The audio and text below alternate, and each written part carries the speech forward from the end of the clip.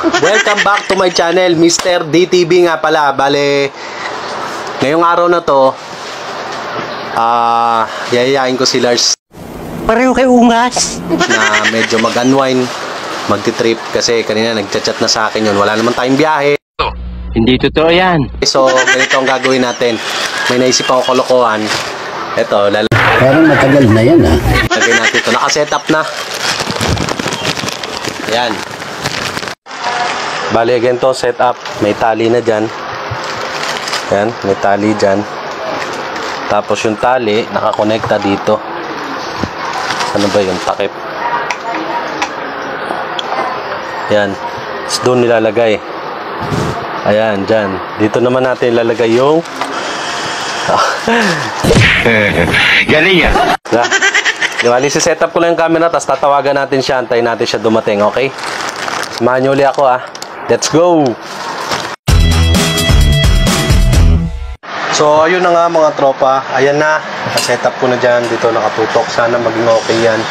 Ito, ilalagay ko na rin dito. Okay? Setup ko na lang to dito. Hindi niya makikita.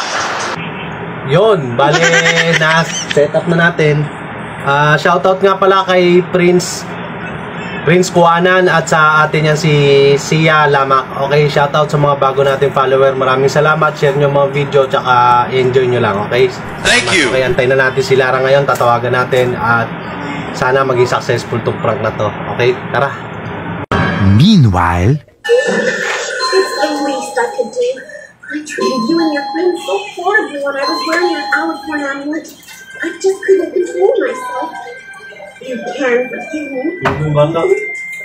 Kami, walang alak si Faye. Sure.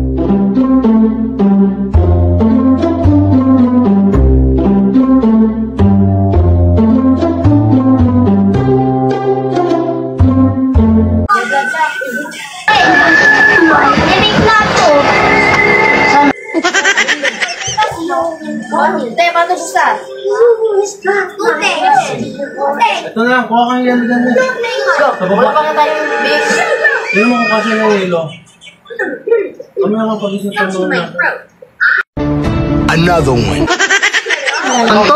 Sorry. Knew you. Putangin na, parang